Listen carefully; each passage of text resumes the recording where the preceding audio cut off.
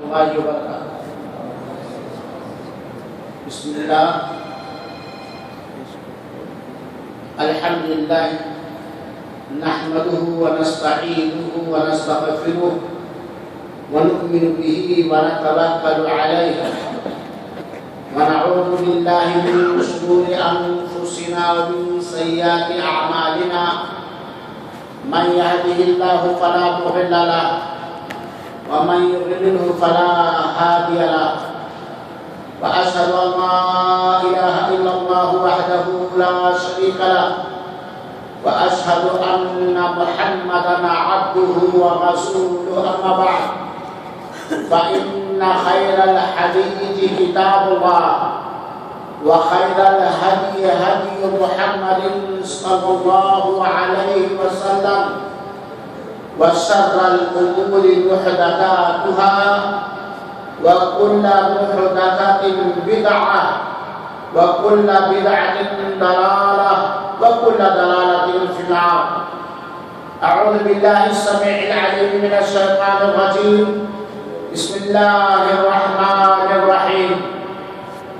أهم يقسمون رحمة ربك نحن قسمنا بينهم معيشتهم في الحياة الدنيا ورفعنا بعضهم فوق بعض درجات ليتخذ بعضهم بعضا سخريا ورحمة ربك خير مما يجمعون. حاضرین مجلس،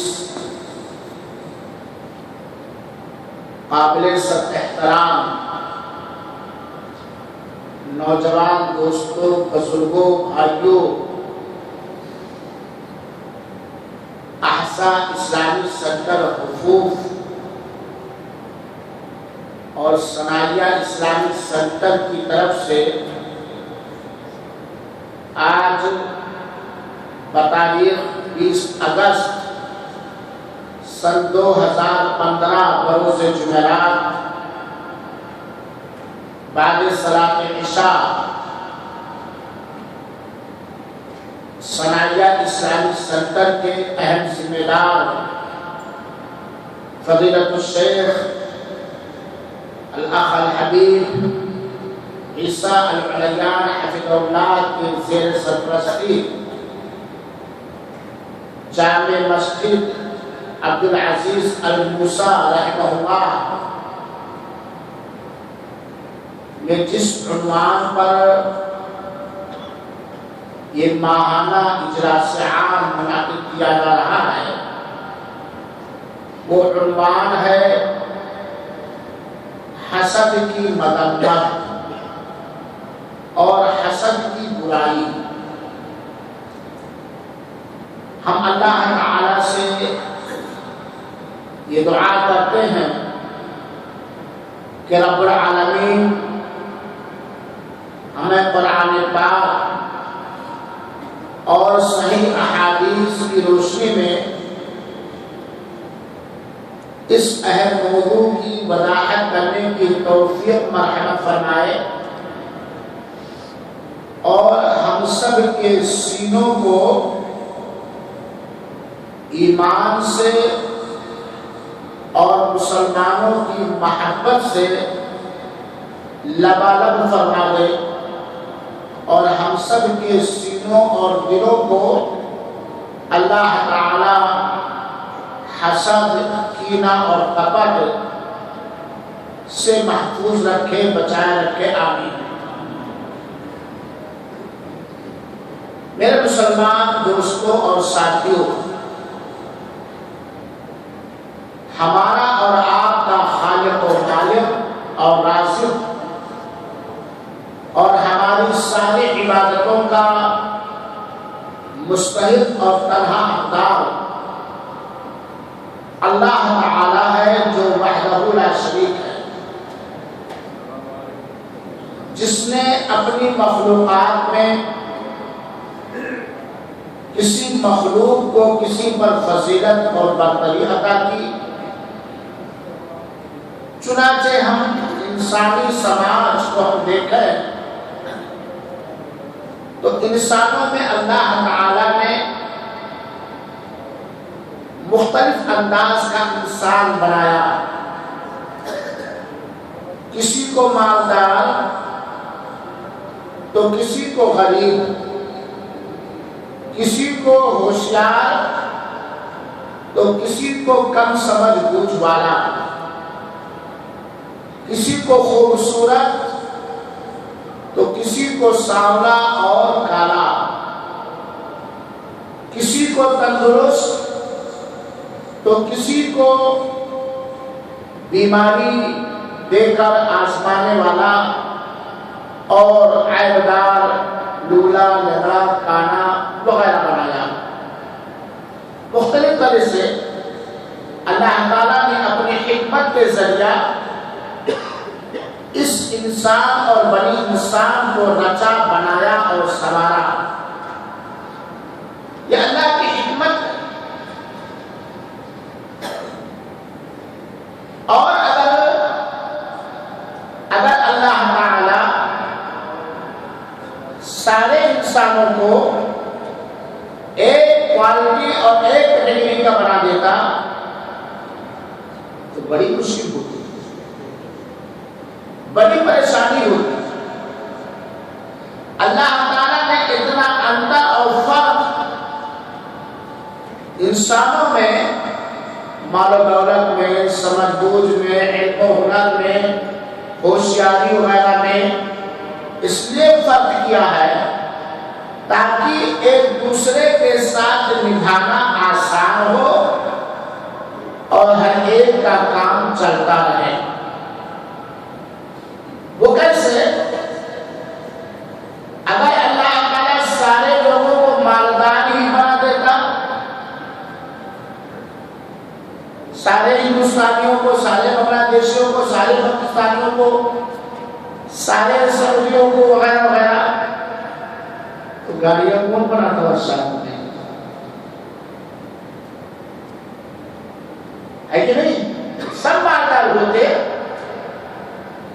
تو اللہ تعالیٰ دوسروں کا، سب مالدار ہوتے تو سب اپنے کاروبار میں ہوتے اور دنیا کا کاروبار چلنا ناممکن اور مشکل طریق ہوتا۔ اللہ تعالیٰ اگر سارے لوگوں کو ایک ہی کلر میں گورا چٹا بنا دیتا، کالا نہ بناتا، سامنا نہ بناتا، تو ایک دوسرے پر برتری نہ ہوتی اور سماج کے اندر اور اپدرو اور فساد ہوتا۔ تو اللہ تعالیٰ نے اپنی حکمت سے مالدار اور غریب، ہوشیار اور بیوقوف، تندرست اور عیبدار وغیرہ بنایا تاکہ ہم کچھ لوگوں سے کام لے سکیں یا ہم کچھ لوگوں کا تعاون کر سکیں، ہیلپ کر سکیں اور مدد کر سکیں۔ اور اللہ تعالیٰ نے جب ہم لوگوں کو اس دھرتی پر پیدا فرمایا تو ہم سب کا دل بالکل کوڑے کاغذ کی طرح صاف اور سفید تھا، تندرست اور صحیح سالم تھا۔ لیکن جو بڑھتے گئے، شیطان کے بہلانے کی وجہ سے یا انسانی سماج میں کینہ اور کپٹ، دشمنی اور بغض اور حسد کی وجہ سے ان لوگوں کا دل بیمار ہوتا گیا، روگی ہوتا گیا، کمزور ہوتا گیا، جن کے دلوں میں شیطان نے حسد داخل کر دیا، جن کے دلوں میں شیطان نے حسد داخل کر دیا، وہ دل مردہ دل ہو گیا، وہ دل بیمار دل ہو گیا، وہ دل روگی دل ہو گیا۔ اس دل میں غیر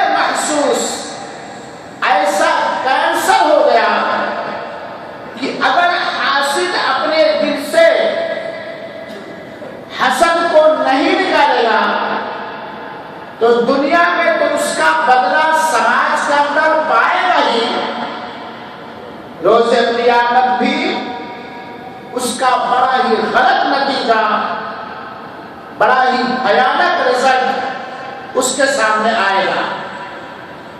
میرے مسلمان بھائیوں ساتھیوں، حسد کیا ہے؟ حسد کتنی گندی چیز ہے؟ حسد کا نقصان کیا ہے؟ حسد آتا کیوں ہے؟ اپنے دل کو حسد سے کیسے بچایا جائے؟ اور اگر ہمارے سلسلے میں کوئی حسد کرتا ہے تو ہم اپنے آپ کو حاسد سے کیسے بچائیں؟ ایک گھنٹہ کے اس دینی پروگرام میں اللہ تعالیٰ کی توفیق اور مدد چاہتے ہوئے ہم گفتگو کریں گے۔ رب اشرح لی صدری ویسر لی امری واحلل عقدۃ من لسانی یفقہوا قولی رب زدنی علما۔ میرے قابل احترام سرائیہ کے دوستوں اور ساتھیوں اور بزرگوں، حسد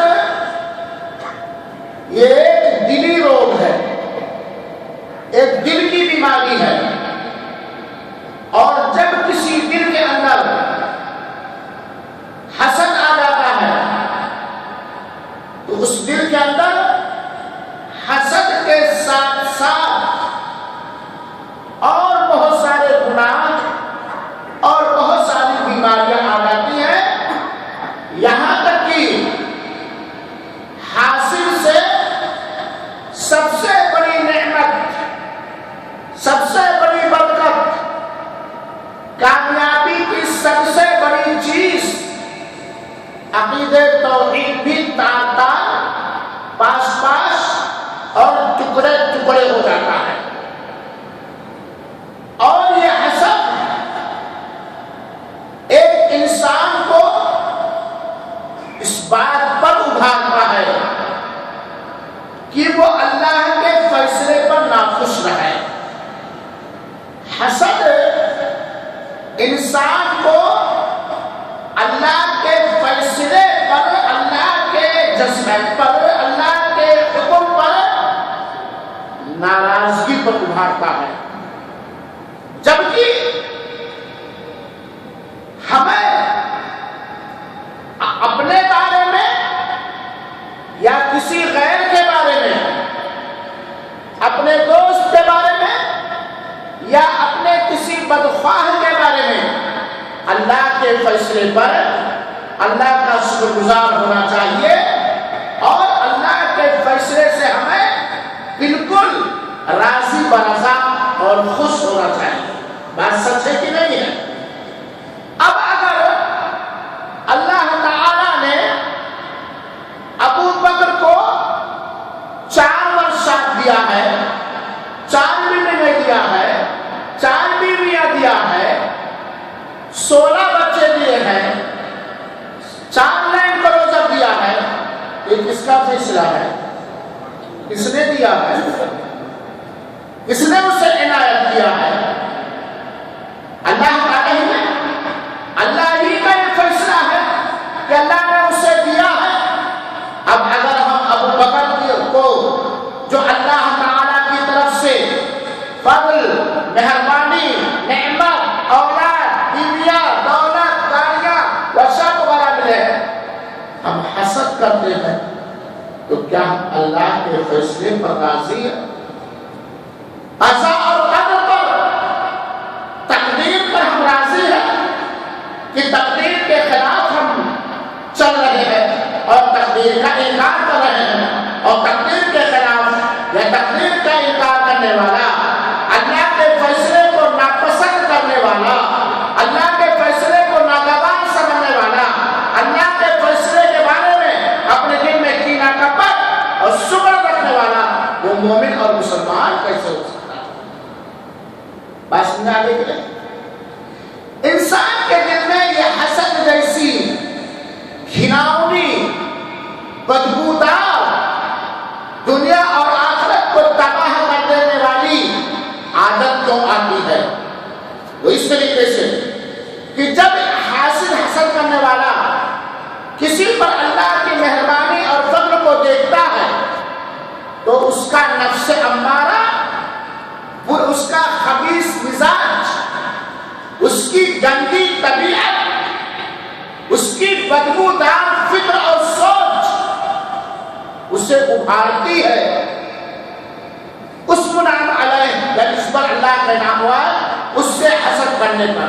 چنانچہ ایک قاعدہ یاد رکھیں، اللہ تعالیٰ ہم سب کو معاف فرمائے اور ہم سب کے دلوں کو حسد جیسی بیماری سے پاک و صاف کر دے، اور مسلمانوں کے لیے اللہ تعالیٰ ہمارے دلوں کو کشادہ فرما دے، آمین۔ اگر کسی انسان کے اندر حسد جیسی برائی اور بیماری اور روگ آئے تو اسے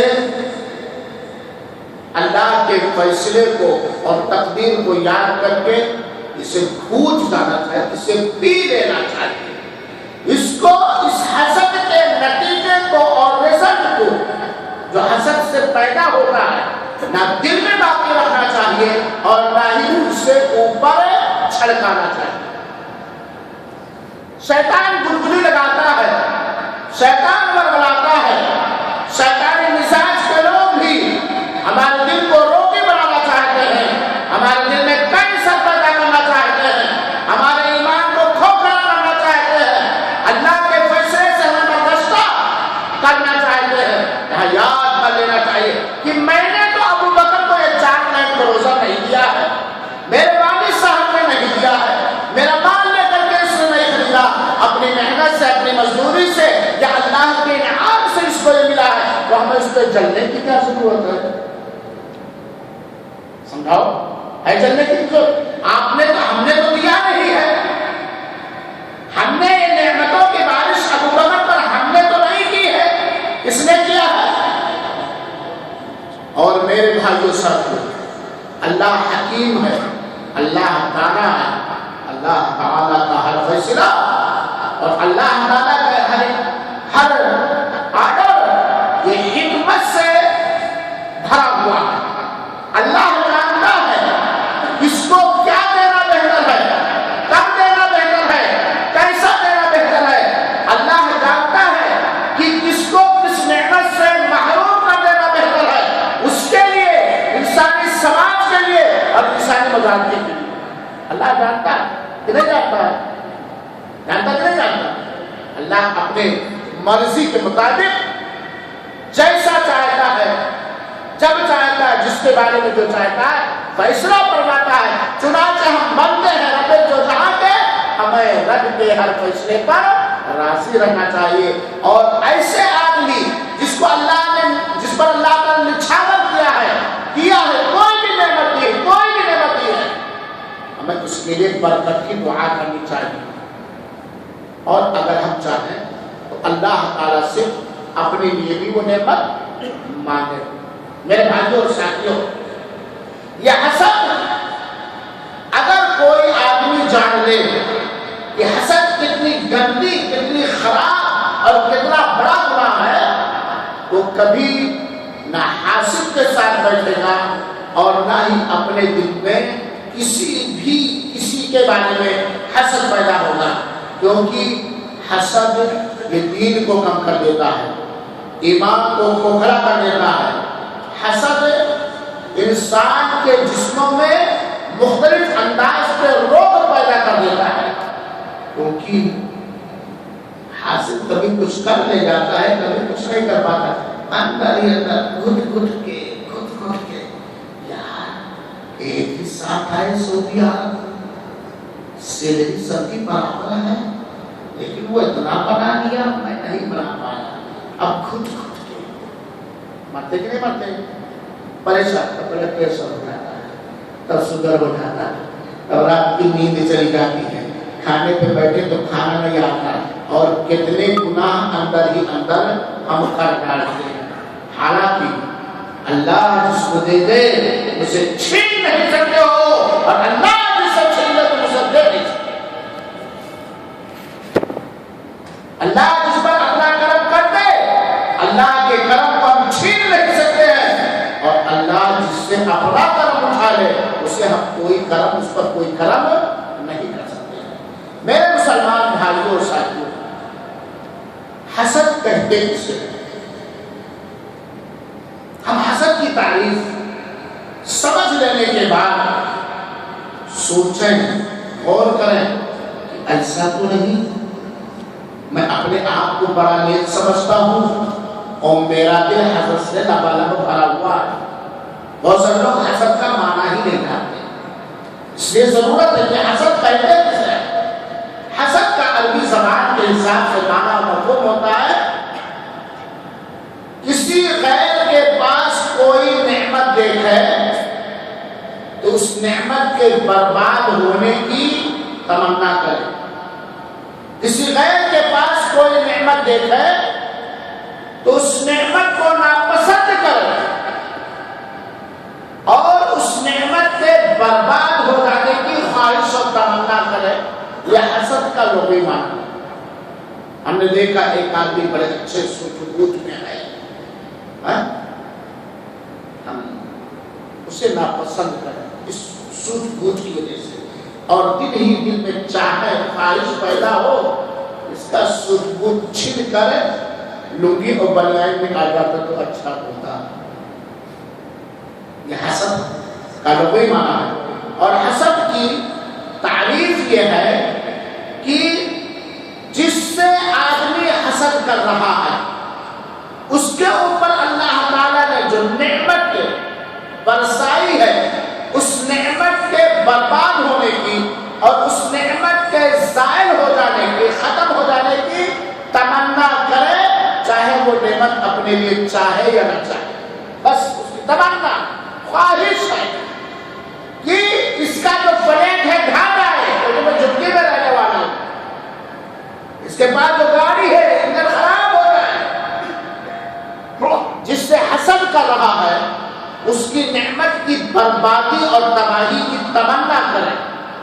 یہ کفیل کے پاس زیادہ قریب ہے، یہ مدیر سے زیادہ قریب ہے، یہ مسجد کے امام سے زیادہ قریب ہے، یہ شیخ سے زیادہ قریب ہوگا نا۔ تمنا کروں میں کاش یہ مدیر سے دھتکار دیا جاتا، کاش یہ کفیل سے دھتکار دیا جاتا ہے۔ اسی کو کہا جاتا ہے حسد میں۔ یہ حرام ہے، یہ ناجائز ہے، یہ بڑا گناہ ہے۔ یہ گناہ، یہ عیب جس دل میں بھی پیدا ہوگا اس دل کو کھوکھلا کرنے کے ساتھ ساتھ اس کے جسم کو تباہ و برباد کر دے گا، اور سماج اور معاشرے کے اندر بھی اچھے لوگ اسے گندی نگاہ سے دیکھیں گے اور بہت سارے نقصانات کا اسے سامنا کرنا پڑے گا، دنیا کے اندر بھی اور آخرت کے اندر۔ اسی لیے حسد کے شر اور برائی سے پناہ مانگنے والی آیت ملی ہے۔ یہ اتنی خطرناک چیز ہے، اتنی گھناؤنی چیز ہے، اتنی بدبودار چیز ہے کہ حسد کے شر سے پناہ مانگنے کے لیے آیت ملی ہے۔ وَمِن شَرِّ حَاسِدٍ إِذَا حَسَدَ، یاد ہے نا؟ وَمِن شَرِّ حَاسِدٍ إِذَا حَسَدَ، میں حسد کرنے والے کے حسد کے شر اور برائی سے پناہ مانگتا ہوں۔ ایک ہے رشک، جو جائز ہے، جو درست ہے، جس کو عربی میں غبطہ کہا جاتا ہے۔ وہ یہ کہ اللہ تعالیٰ نے ابو بکر پر کوئی احسان کیا، کوئی دنیاوی نعمت دی، ہم یہ تمنا نہ کریں کہ ابو بکر کی نعمت بھسم ہو جائے، خراب ہو جائے، چھن جائے۔ ہم اس کے لیے برکت کی دعا کریں، اچھائی کی دعا کریں اور اللہ تعالیٰ سے اس جیسی نعمت چاہیں، یہ جائز ہے۔ اللہ تعالیٰ سے اس جیسی نعمت کہ ہم فریاد کریں، مانگیں، لالچ کریں، عز کریں، تو یہ جائز ہے۔ ناجائز حسد کب ہوگا؟ جب ہم ابو بکر پر اللہ کے احسان کو کے برباد ہونے کی تمنا کریں گے، یہ حسد ہو گیا۔ لیکن اللہ تعالیٰ نے جو ابو بکر کو دیا ہے وہ اور اس کو دے، برکت دے، ادھکتا اس کے اندر دے۔ اللہ تعالیٰ ہمیں بھی اس جیسی نعمت دے دے اور ابو بکر سے ہم دل میں کوئی کینہ اور نفرت نہ رکھیں، تو یہ غبطہ ہے اور یہ جائز ہے میرے بھائی۔ سب سے پہلے حسد کا جرم انجام دیا گیا آسمان کے اندر. آسمان کے اندر سب سے پہلے حسد کا جرم انجام پایا ابلیس کے ذریعہ. سب سے بڑا انسانوں کا حاسد کون ہے جانتے ہو؟ کون ہے؟ ابلیس، جس نے حسد کا جرم آسمان کے اندر سب سے پہلے ارتکاب کیا اور حسد کر بیٹھا. وہ یہ کہ اللہ تعالیٰ نے جب ابلیس فرشتوں کو حکم دیا کہ آدم کا سجدہ کرو، تو یہ گھمنڈ میں، تکبر میں، خود پسندی میں، انانیت میں، ہم میں اس نے آدم کا سجدہ کرنے سے انکار کر دیتا ہے. تو مجھے آگ سے پیدا کیا ہے اور آدم کو مٹی سے پیدا کیا ہے. مٹی پھر کو نیچے اتر آئے گی، آگ جلاؤ اوپر جائے گا. میں آدم کا سجدہ کروں. سب سے پہلے آسمان پر حسد کا جرم ارتکاب کیا ابلیس نے. چنانچہ اللہ تعالیٰ نے قرآن مجید کا بیان فرمایا وَإِذْ قُلْنَا لِلْمَلَائِكَةِ اسْجُدُوا لِآدَمَ فَسَجَدُوا إِلَّا إِبْلِيسَ. جب ہم نے فرشتوں کو یہ حکم دیا، کہا کہ آدم کو سجدے کرو، تو سارے فرشتوں نے سجدہ کیا سوائے ابلیس کے. اور اس نے کہا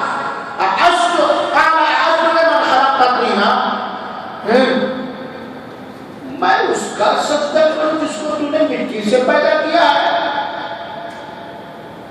یہ کس لیے؟ حسد میں. آدم کا سجدہ اس نے غرور و گھمنڈ میں اور حسد میں آدم کا سجدہ کرنے سے انکار کر دیا. اور یہاں تک کہ کہنا تھا اللہ تعالیٰ کو الٹیمیٹم ایک انداز سے دے دیا. اچھا دیکھ لے، تو نے اسے میرے اوپر بزرگی اور برتری دی ہے.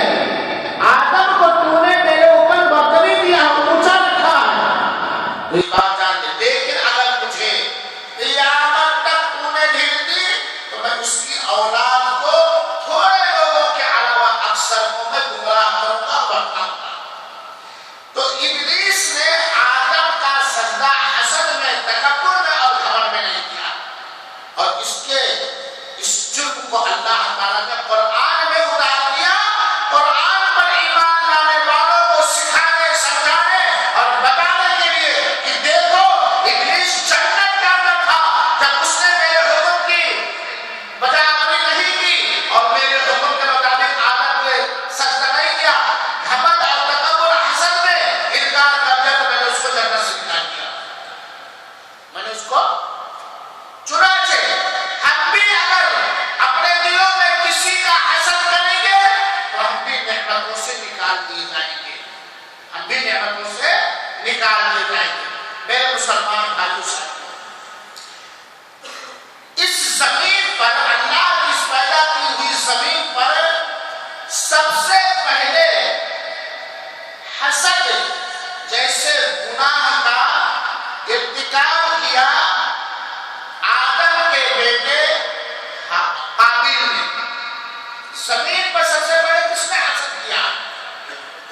آدم علیہ السلام کے بیٹے قابیل نے، جس نے حابیل کو صرف حسد کی وجہ سے قتل کر دیا. آدم علیہ السلام کے دو بیٹے تھے، ایک حابیل اور ایک قابیل. اللہ تعالیٰ نظام کائنات کو چلانا تھا، نسل انسانی کو بڑھانا تھا، اس لیے ایک لڑکا ایک لڑکی آدم کے پیدا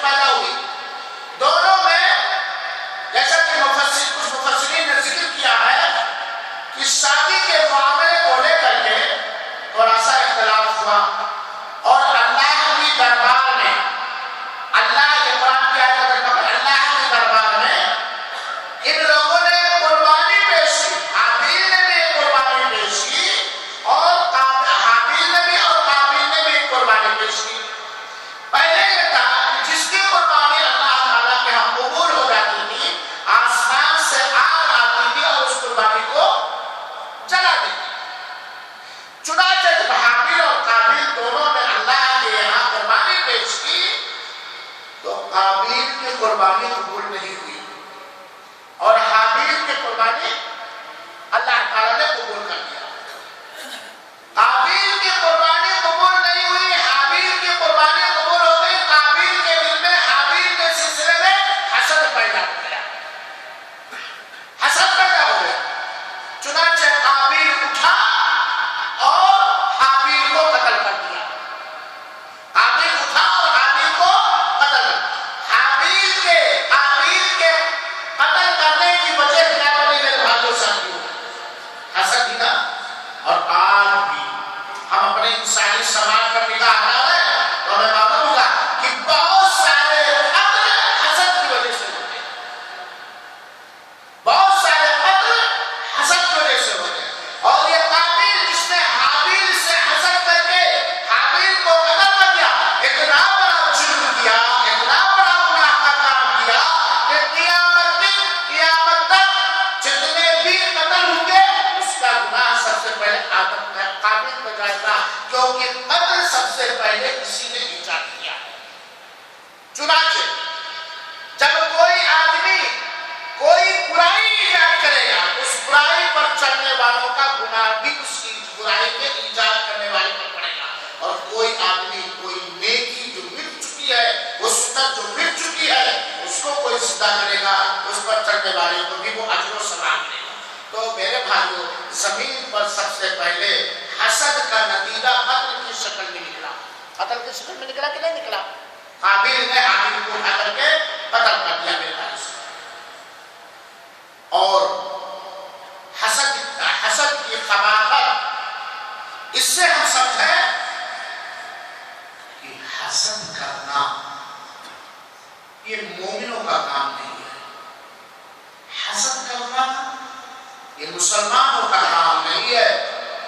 حسد کرنا یہ یہودیوں کا کام ہے، یہ نصرانیوں کا کام ہے، یہ مشرکین کا کام ہے، یہ کافروں کا کام ہے، یہ منافقوں کا کام ہے، یہ منافقوں کا کام ہے، یہ کفار کا کام ہے. مومنوں کا کام، مومنوں کا اخلاق، مومنوں کا طریقہ حسد جیسے گھناؤنے جرم سے اور تباہ و برباد کر دینے والے گناہ سے پاک رہتا ہے. حسد کرنا یہ یہودیوں کا طریقہ ہے، یہ نصرانیوں کا طریقہ ہے، یہ منافقوں کا طریقہ ہے، یہ مشرکوں کا طریقہ ہے. چنانچہ میرے بھائیوں، مسلمانوں سے سب سے زیادہ حسد کفار رکھتے ہیں، کافر رکھتے ہیں. جہالت کی وجہ سے دنیا میں اپنی ثروت جمانے کی لالچ میں، دنیا کی جائیداد اور مال و کرسی کی لالچ میں سب سے زیادہ مسلمانوں سے حسد کرنے والے کون ہیں؟ کفار ہیں، یہودی ہیں، نصرانی ہیں اور کفار و مشرکین ہیں. اللہ تعالیٰ کفار کے شر اور فساد سے سارے کلمہ کو مسلمانوں کو، سارے مسلمانوں کو محفوظ رکھے اور نئی ہدایت اسلام کی ہدایت دے. آمین.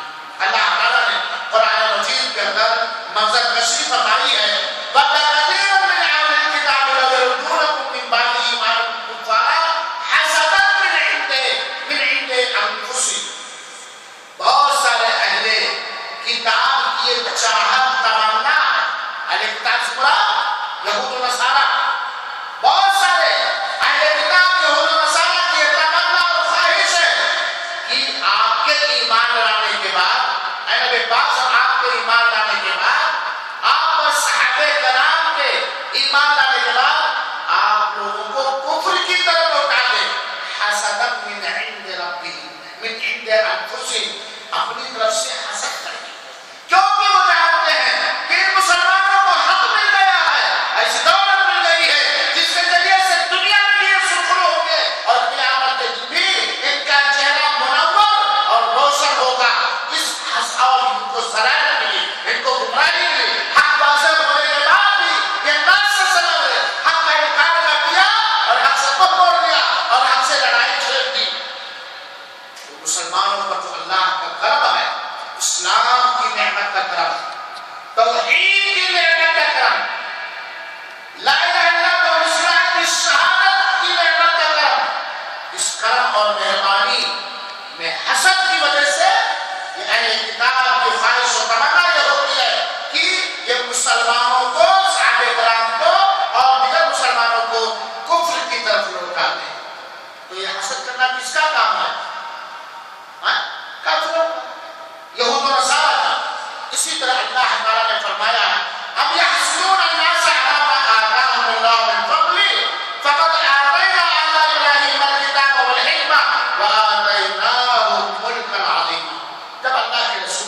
اکرم صلی اللہ علیہ وسلم نبوت اور رسالت کے مقصد سے سرفراز فرمائے گے، آپ کو نبی اور رسول بنایا گیا، تو یہ اہل کتاب، یہ کفار مکہ اہل کتاب کہہ رہے ہیں اللہ تعالیٰ کو نبی بنانا تختے والے کو بناتا، مالدار کو بناتا، محمد ہی ملے تھے حسد کی وجہ سے۔ اللہ تعالیٰ نے اس کو بیان کیا اب یحسدون الناس علی ما آتاہم اللہ من فضلہ، یہ لوگ ان لوگوں سے حسد کرتے ہیں اس فضل اور مہربانی پر جو اللہ تعالیٰ نے ان کے اوپر کیا ہے۔ حضرت محمد صلی اللہ علیہ وسلم سے پہلے بھی تو ہم نے ابراہیم علیہ السلام کو کتاب دیا، حکمت سے نوازا اور انہیں بہت بڑی بادشاہت اور بہت بڑی سلطنت عطا کی۔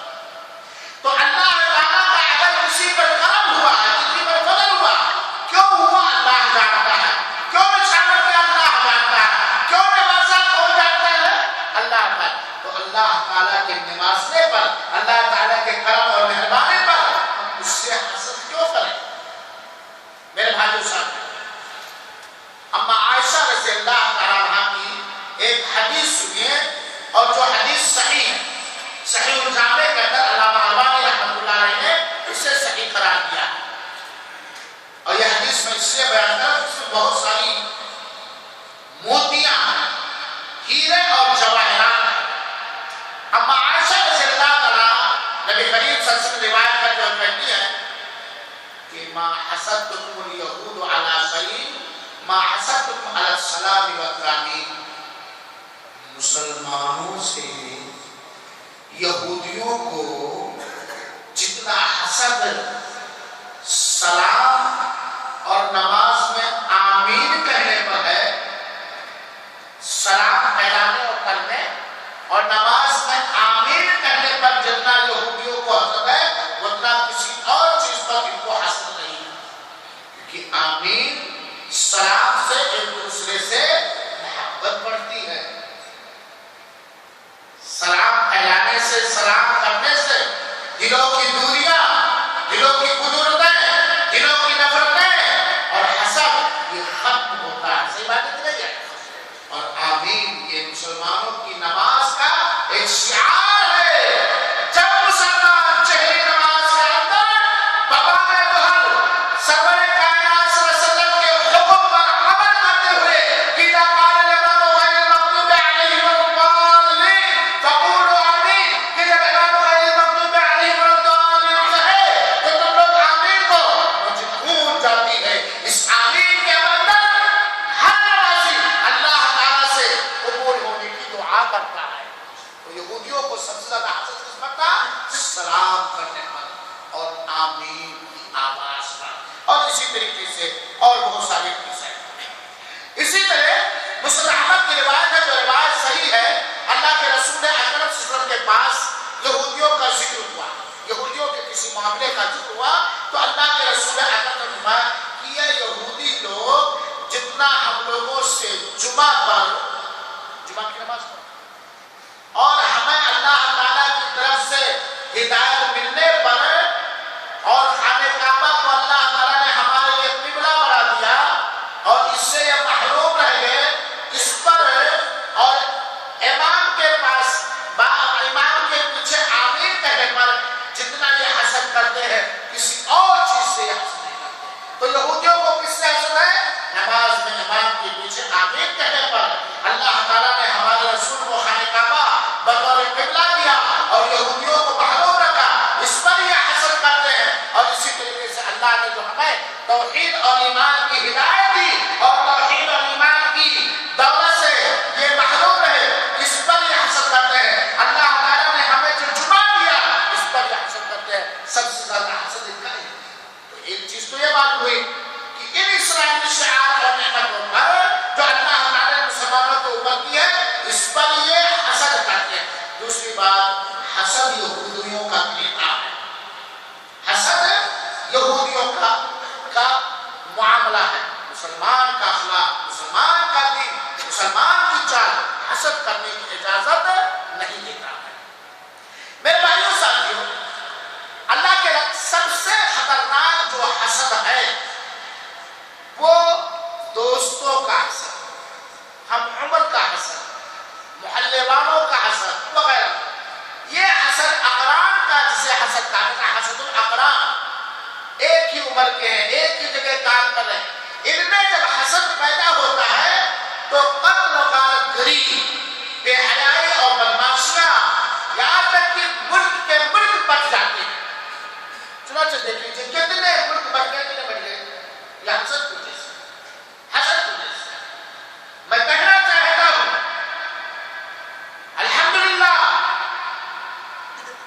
اس دنیا میں بہت سارے مسلمانوں کی حکومتیں ہیں اور اسلامی حکومتیں، غیر اسلامی حکومتیں ہیں، لیکن اللہ کا کرم ہے، اللہ تعالیٰ کی مہربانی ہے کہ سعودیہ عربیہ کے اندر جس طرح سے اسلام کی خدمت ہو رہی ہے، جس طرح سے اسلام کا بولا بالا ہو رہا ہے، جس طرح علم کو پھیلایا جا رہا ہے، جس طرح جہالت کو ختم کیا جا رہا ہے، جس طرح مسلمانوں کی تائید اور مدد کی جاتی ہے، دنیا کے کسی ملک میں یہ چیز نہیں پائی جاتی۔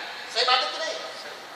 اور اللہ کا کرم ہے، اللہ کا احسان ہے کہ اللہ تعالیٰ نے اسی ملک کے ایک پاک گوشے کے اندر سارے مسلمانوں کا قبلہ رکھا ہے، سارے کے سارے مسلمان، چاہے کتنا آپس میں مختلف ہو، کہیں کے بھی ہو، سارے کے سارے مسلمان ایک جٹ ہو کر خانہ کعبہ کو اپنا قبلہ بناتے ہیں۔ اور اللہ کا کرم ہے، اللہ کا احسان ہے، اس ملک کے اندر ہمارے آقا کے ہاتھوں کی بنائی ہوئی مسجد نبوی اور مدینہ منورہ ہے، جہاں دجال بھی نہیں آ پائے گا، جہاں دجال بھی نہیں آ پائے گا۔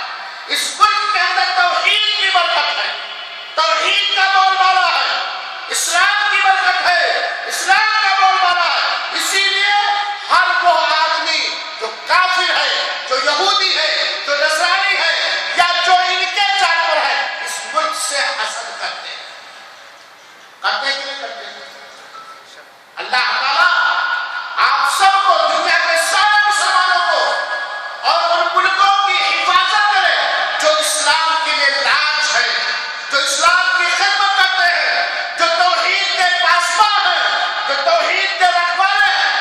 میرے بھائیوں اور ساتھیوں، کیوں نہ یہ کفار، کیوں نہ یہ مشرکین، کیوں نہ یہ منافقین سعودی عرب سے حسد کریں گے؟ سعودی عرب میں ملک فہد رحمۃ اللہ علیہ نے بات دوسری طرف جا رہی ہے، قرآن پرنٹنگ پریشان کیا اور قرآن کو جہاں عربی زبان میں چھاپا، مفت تقسیم کیا، پورے دنیا کے گوشے گوشے اور چپے چپے میں حاجیوں کے ذریعہ، اپنے ایمبیسیوں کے ذریعہ، اس ملک میں آنے والوں کے ذریعہ، ڈاک کے ذریعہ، کوئی ایسا ملک نہیں پائیں گے جہاں کی مجمع ملک فہد کا چھپا ہوا قرآن میں ہے۔ اور الحمدللہ اللہ نے اس ملک کو موقع دیا، اللہ نے اس ملک کو توفیق دی، تقریباً 50 زبانوں میں صحیح اور سادہ اور سلیس ترجمہ کر کے پوری دنیا میں پھیلا دیا قرآن کی خدمت۔ تو قرآن جتنے پھیلے گا، لوگ جتنا ہی قرآن کے سمجھنے کے وسائل اور ذرائع پیدا ہوں گے، کفار حسد کریں گے کہ نہیں کریں گے؟ کریں گے کہ نہیں کریں گے؟ تو میرے بھائیو ساتھیو، ایک حدیث سنیے، اللہ تعالیٰ ہم سب کو حسد سے بچائے، آمین یا رب العالمین۔ حضرت ابو ہریرہ رضی اللہ عنہ بیان کرتے ہیں، اور علامہ البانی رحمۃ اللہ علیہ نے اس حدیث کو حسن قرار دیا ہے۔ عن ابی ہریرہ رضی اللہ عنہ ان رسول اللہ صلی اللہ علیہ وسلم قال لا يجتمع في جوف عبد مؤمن غبار في سبيل الله وطيب جهنم ولا يجتمع في جوف عبد الایمان والحسد۔ حدیث کے آگے والے ٹکڑے کا میں آخری ٹکڑے کا ترجمہ کہہ دے رہا ہوں، سمجھ جائیے۔ اللہ ہمارے دلوں کو حسد سے پاک کر دینا ہے۔ کسی بھی بندے کے دل میں دو چیز ایک ساتھ اکٹھا نہیں ہو سکتی۔ کسی بھی بندے کے دل میں دو چیز ایک ساتھ اکٹھا نہیں ہو سکتی۔ وہ دونوں چیزیں کیا ہیں؟ ایمان اور حسد۔ یہ اللہ کے رسول کا فرمان ہے۔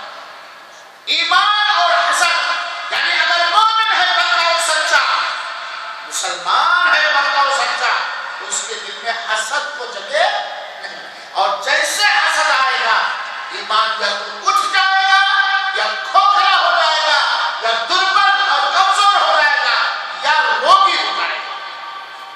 تو سورہ سے اے میرے نوجوان ساتھیوں، زمانے کے لئے میں ہم نہ بہیں۔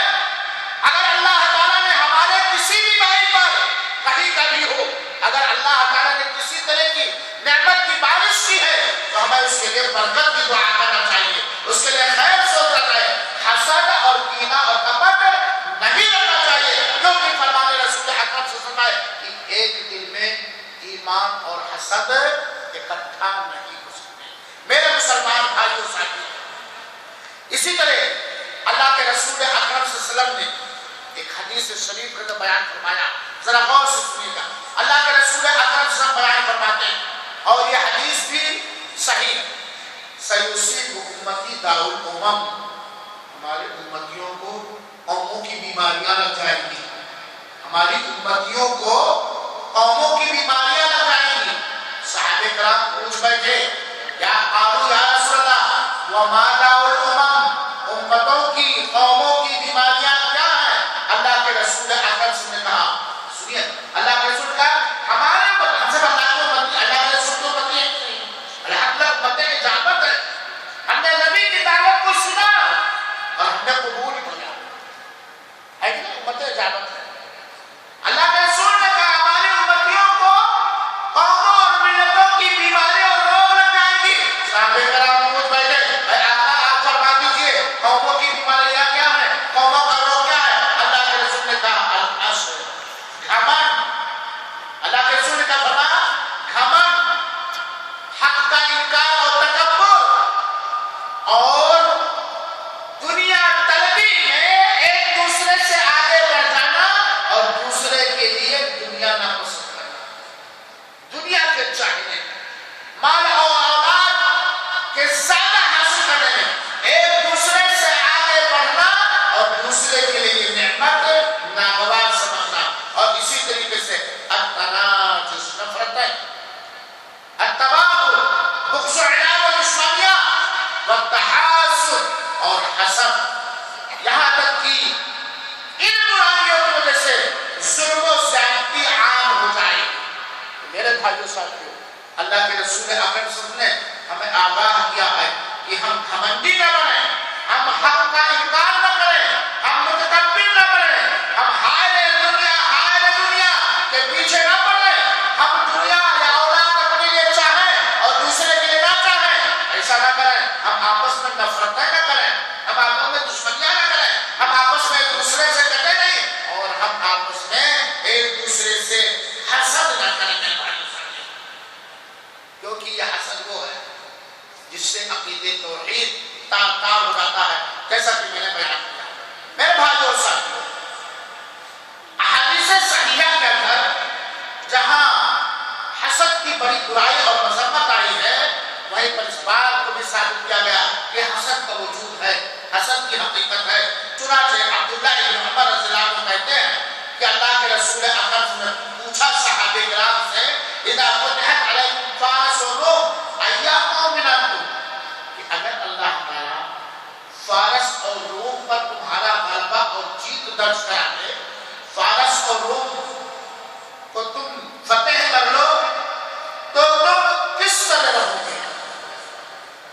اگر اللہ تعالیٰ فارس اور روم کو تمہارے لیے فتح کر دے، تمہاری جیت و غلبہ ہو جائے، تو تم کس قوم کی طرف رہو گے؟ صحابہ کرام نے کہا، اے اللہ کے رسول اکرم، ہم ویسے ہی رہیں گے جیسے اللہ نے ہمیں حکم دیا، یعنی فارس کے جیتنے کے بعد اور روم کے جیتنے کے بعد بھی ہمارے اندر گھمنڈ آئے گا، تکبر آئے گا، حسد آئے گا، آپس میں نفرت نہیں آئے گی۔ اللہ کے رسول نے کہا کہ کیا بدل جاؤ گے؟ کہیں ایسا تو نہیں کہ فارس اور روم فتح ہونے کے بعد تم سب کا یہ چکر ہوتا ہے، مجھے مل جائے کسی کو نہ ملے، مجھے مل جائے اور کسی کو نہ ملے، یا فارس اور روم فتح ہونے کے بعد لوگ آپس میں حسد کرنے لگو گے،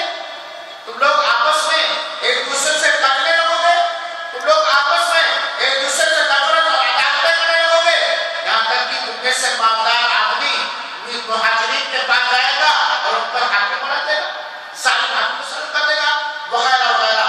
میرے بھائیو ساتھیو، اس حدیث میں بھی اللہ کے رسول اکرم نے یہ تعلیم دی ہے کہ اگر اللہ کی کوئی نعمت ملے، اس نعمت کی مستی میں بدمست ہو کر کے تکبر نہ کرنے لگو، گھمنڈ نہ کرنے لگو، حسد نہ کرنے لگو، نفرت نہ کرنے لگو، عداوت اور دشمنی نہ کرنے لگو، جس سے رہتے کاٹنے نہ لگو۔ اسی طریقے سے اللہ کے رسول اکرم نے ایک حدیث میں بیان فرمایا جو صحیح ترغیب و ترہیب کی روایت ہے، اور یہ حدیث نبرہ بن ثعلبہ رضی اللہ تعالیٰ عنہ، اللہ کے رسول اکرم نے فرمایا لا یزال الناس بخیر ما لم یتحاسدوا۔ اللہ تعالیٰ ہمیں نواز دے، اللہ تعالیٰ ہمیں حسد سے بچائے۔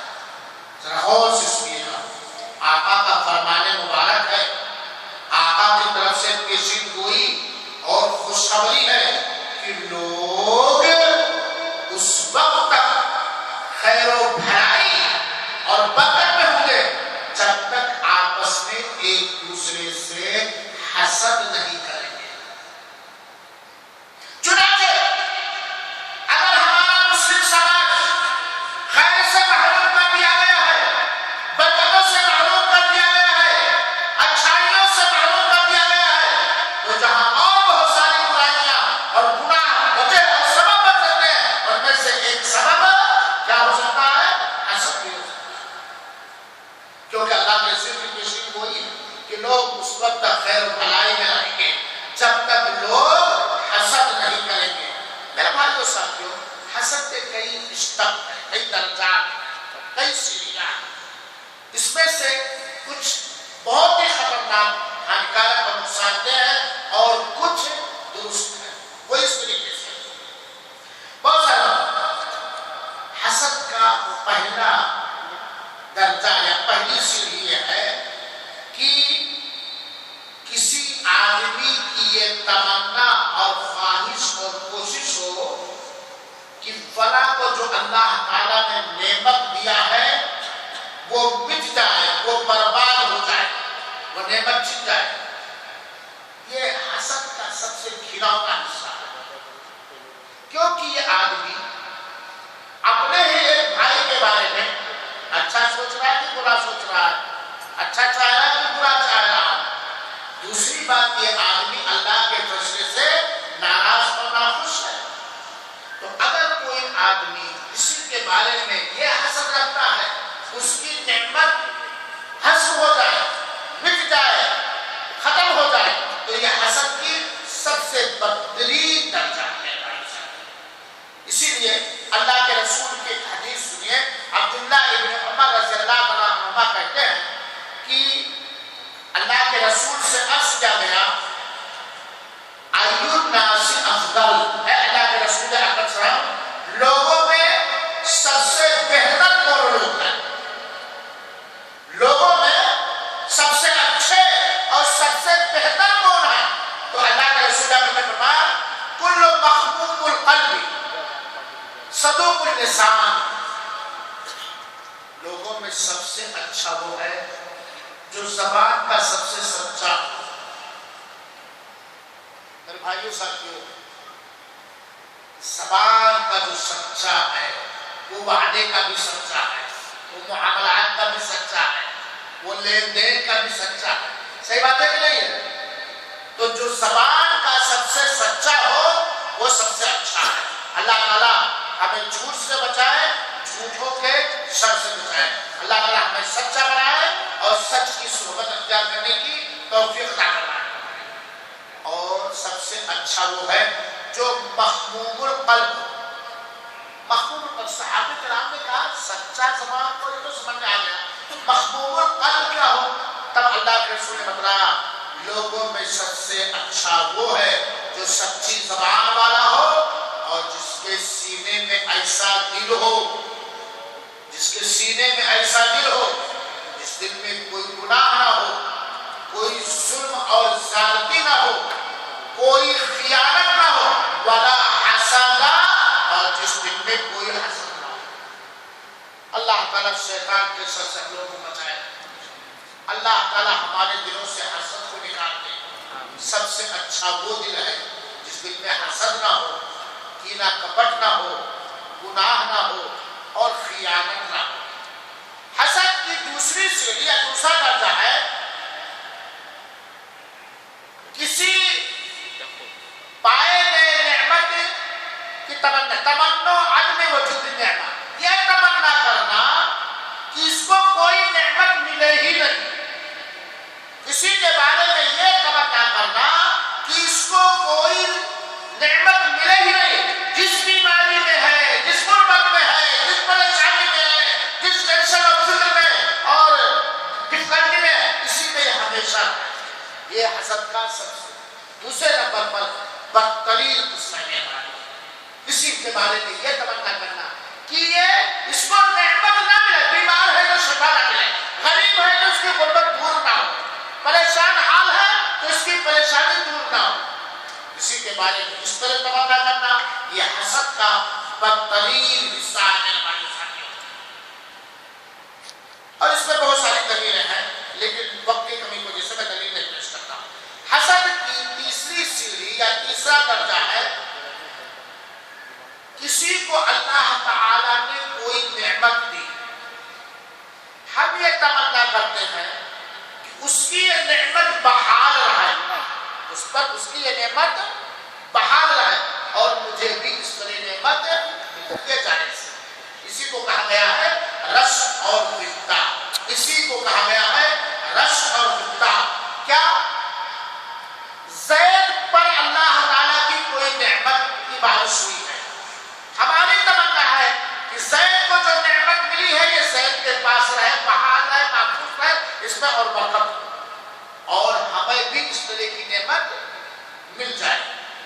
یہ حسد نہیں ہے، یہ رشک ہے، یہ غبطہ ہے اور یہ جائز ہے۔ اللہ تعالیٰ نے فرمایا ختامہ مسک وفی ذالک فلیتنافس المتنافسون، جس پر مشک کی مہر لگی ہوئی، رغبت کرنے والے اس کی رغبت کرتے ہیں، رغبت کرنے والے اس کی رغبت کرتے ہیں۔